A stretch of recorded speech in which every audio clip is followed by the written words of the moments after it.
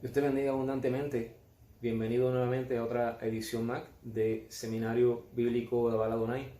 En esta ocasión, esta es una ocasión muy especial, dado el caso de que esta semana pues es la Semana Santa, la Semana Mayor, y debido a eso pues hemos decidido hacer una edición especial para traerles a ustedes. Es un estudio completo, pero lo hemos dividido en 6 partes y cada día vamos a estar subiendo una parte. Es un estudio bien interesante que el Señor me permitió poder realizarlo hace más de 10 años.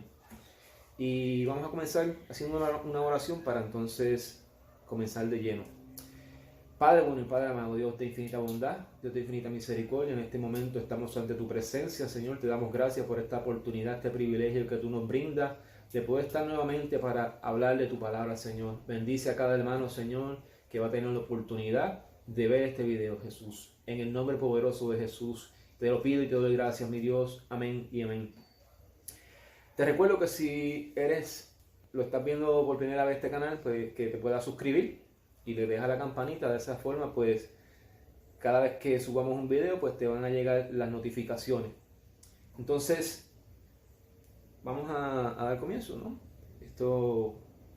Estamos aquí, ¿no? No es algo formal, sino algo informal y relajados. Así que damos inicio y espero que sea de bendición para todos. El tema que vamos a estar discutiendo es "y después de la crucifixión". Esta es la parte 1. Estos son acontecimientos que acontecen después que Jesús expiró. Vamos a estar hablando desde el momento de su expiración, o sea, desde el momento que Jesús expiró hasta esos acontecimientos justo antes de la resurrección. Ok. Su último suspiro. Agustín, obispo de Hipona, dijo: Jesús entregó su vida porque lo quiso, cuando lo quiso y como lo quiso. La realidad es que Agustín no se equivocaba, porque Jesús mismo lo había expresado.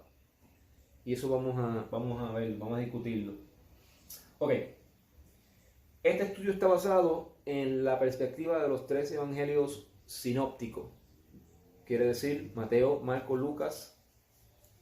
Y ahí aunque vamos a tocar unos puntos también del evangelio de Juan. Pero básicamente en esta parte pues vamos a ver la perspectiva, qué es lo que nos muestra los 3 evangelios, los sinópticos. Por ejemplo, Mateo en el capítulo 27:50 dice: mas Jesús, dando una gran voz, expiró. Marcos, por su parte, dice: exclamando con gran voz, dio el espíritu. Y Lucas dice: clamando a gran voz, dijo: Padre, en tus manos encomiendo mi espíritu. Es interesante cómo cada uno de los 3 evangelistas está postulando esa última palabra que Jesús dijo. En cambio, Juan dice: habiendo inclinado la cabeza, dio el espíritu. ¿Ves? Cuando hacemos un estudio de uno de los evangelios, es importante siempre buscar referencias a los otros evangelios. ¿Por qué? Porque cuando tenemos una perspectiva de los evangelios que contienen el material que nosotros estamos hablando, estamos discutiendo, estamos estudiando, podemos tener una vista más amplia. No que si cogemos un solo evangelio, pues entonces tenemos una perspectiva un poquito más estrecha. Eso es importante. Padre, en tus manos encomiendo mi espíritu. Esa fue la palabra que Jesús había dicho. Con este trasfondo apocalíptico, muy de Lucas, pero profundamente revelador, Jesús encomendó su vida a aquel que lo envió a este mundo. Y en el estudio anterior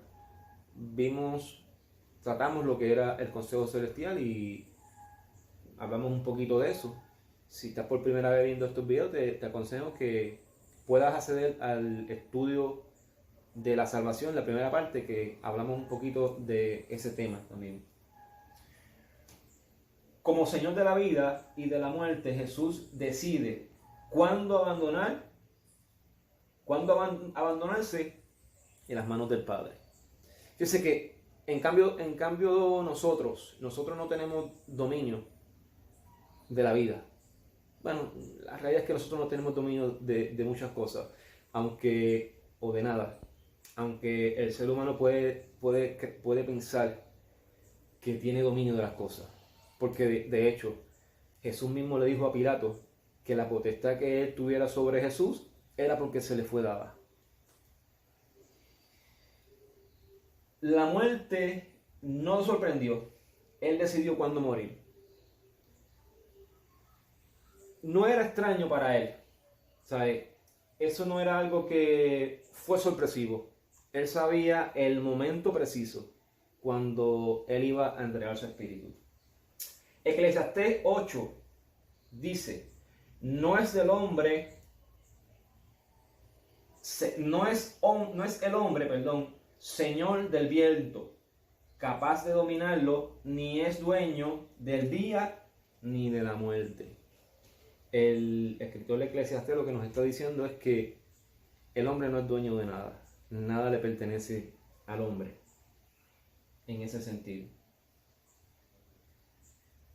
Seguimos. Jesús utilizó una forma poética de la Biblia hebrea. Cuando hablo de la Biblia hebrea, pues me refiero al Antiguo Testamento. La misma que ésta patentará en el libro de Hechos en la vida de los mártires cristianos. Y eso vamos a verlo. Hechos 7:59. Esto es cuando Esteban está siendo apedreado. Y apedrearon a Esteban invocando él, diciendo: Señor Jesús, recibe mi espíritu. O sea que esa palabra de Jesús quedó grabada en la vida de aquellos hombres, que en este caso vemos a Esteban, que fue el primer mártir, clamando, diciendo el mismo clamor: en tus manos entrego mi espíritu. En una frase del Salmo 31:5, que se recitaba como una fórmula doxológica en las ofrendas vespertinas.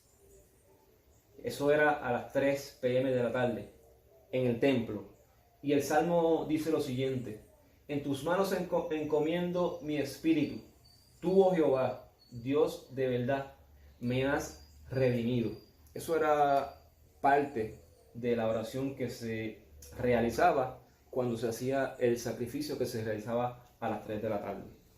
Bien. Eso lo bien. Seguimos por ahí.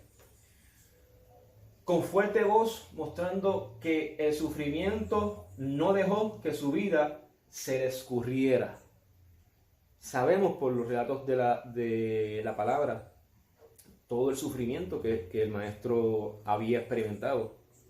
Desde el momento en que fue arrestado, el momento que está frente a Pilato, cuando es azotado, cuando es llevado por aquella guarnición de los romanos, que siguieron azotándolo y le pusieron una corona de espinas. Después todo ese trayecto de la vía dolorosa, como se conoce, el trayecto que lo llevó hasta la cruz. Él no murió a causa del agonizante del agotamiento físico, sino voluntariamente. Cuando nosotros analizamos ese sufrimiento o todo ese escarnio que Jesús experimentó, la realidad es que una persona podría llegar hasta el momento de ser flagelado, porque primeramente cuando lo flagelan utilizan unos azotes que eran hechos de cuero, pero con eso le dieron unos cuantos cantazos. Pero luego cambian ese látigo para uno que tiene en las puntas unas cosas que son como unas púas así como de hueso. Eso lo que hacía era arrancar la carne. Y en ese sentido, pues ahí hay mucha pérdida de sangre. Dio su vida, la derramó, la puso. Isaías 53:12, Juan 10:11. O como aquí, la entregó. Él mismo la entregó. Sabía exactamente lo que estaba haciendo cuando se ofreció a sí mismo como sacrificio vicario. Ya eso era plan de Dios. Ya eso estaba establecido desde antes de la eternidad del mundo. La forma en la que se iba a realizar este sacrificio. Y aquí les voy a traer, muy importante, esto es el cumplimiento de un sacrificio. En números, esto se encuentra en números 28, 1 al 8. Después en su casa usted puede darle lectura. Números 28, 1 al 8. Este sacrificio se conoce como el sacrificio del tamí. El tamí era un sacrificio que se realizaba todos los días a las 9 de la mañana y a las 3 de la tarde. Los sábados se hacía doble sacrificio. Y era lo mismo, a las 9 y a las 3. Es importante entender y ver, este sacrificio fue cumplido por Jesucristo. ¿De qué forma? Porque precisamente a las 9 de la mañana es que Él fue crucificado. A las 9 de la mañana fue que Él fue levantado en la cruz. Y a las 3 de la tarde es el momento en que Él entrega su espíritu.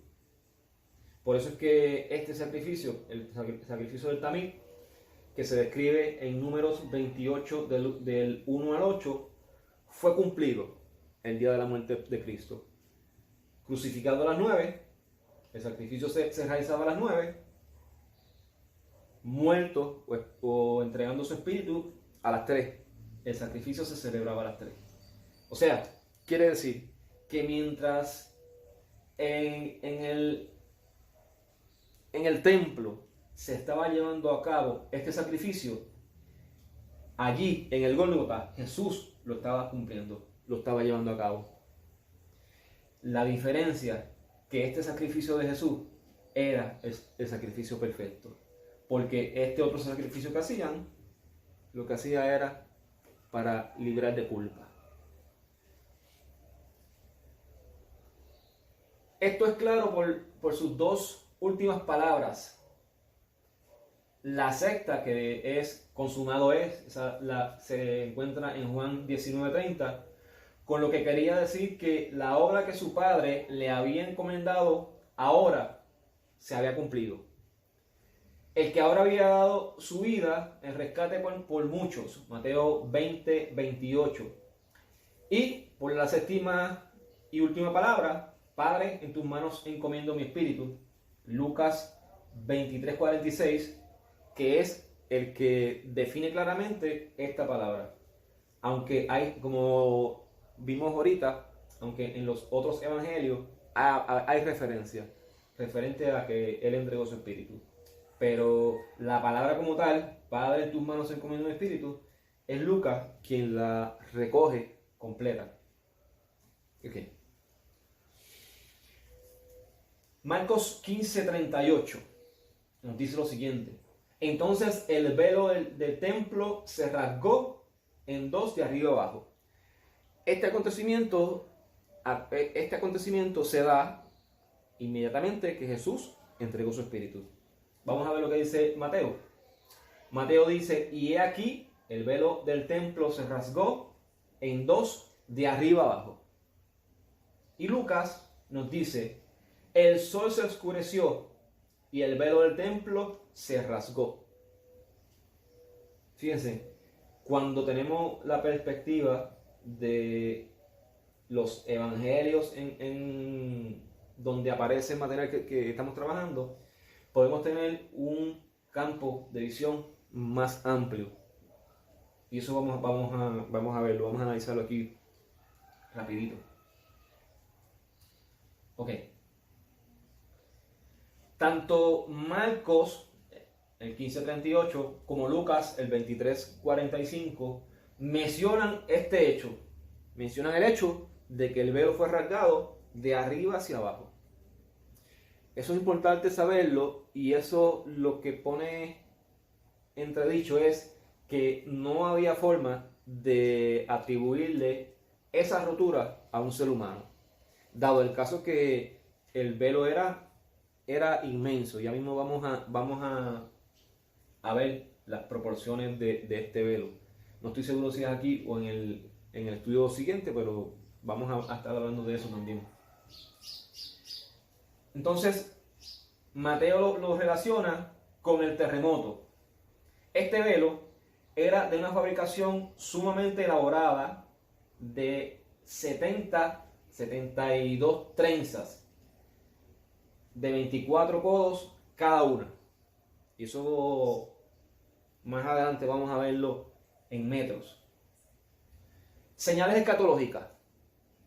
Fíjense qué cosa interesante. Vimos, Mateo nos hablaba de oscuridad, que había una oscuridad. Todos los evangelistas o los evangelios sinópticos concuerdan con que el velo se rasgó de arriba abajo. Pero también nos habla de terremoto y nos habla de resurrección. Específicamente, estas dos, lo que es la resurrección y lo que es el terremoto, lo vamos a analizar en el estudio siguiente, porque esto específico es material exclusivo de Mateo. Y eso lo vamos a entrar de lleno para definir o ver con determinación cada uno de esos detalles que nos está explicando Mateo ahí. Ok, miren esto, hermano. El velo tenía de 10 a 15 metros de espesor y una longitud de entre 18 metros y 9 metros de ancho. Esa es básicamente la medida del ancho versus el grosor. El velo era demasiado grande. Esto básicamente es una lámina que nos muestra una representación. Esto no era una simple cortina. Era alto, era bien alto. Bueno, de 18, no, entre su longitud, entre 18 a 9, de 18 a 19, mejor dicho aquí, metros de ancho. Era bien alto, era muy alto, ¿sabes? Y, o sea, de alto pesado. Era difícil que un ser humano pudiera cortarlo. Por eso es que el hecho de que fue cortado de arriba hacia abajo. El rompimiento significa la eliminación de la separación de Dios y del pueblo. Vamos a traer un momentito. Ese hecho de que fuera roto de arriba abajo, lo que representa es que ya no iba a ser necesario la intervención de un ser humano como mediador. Porque el sumo sacerdote representaba el mediador entre el pueblo y Dios. Era el que llevaba el sacrificio por el perdón del pueblo. Ahora, eso ya no iba a ser necesario. Ya no es necesario, o ya no iba a ser necesario que tuviéramos la representación de un ser humano para que fuera nuestro mediador. Porque ahora tenemos un nuevo mediador, que es Jesucristo hombre, que está sentado a la diestra del Padre, clamando por ti, clamando por mí. Doble acceso. El punto del rasgado del velo indica que a través de la cruz proporciona un acceso a su presencia para toda persona.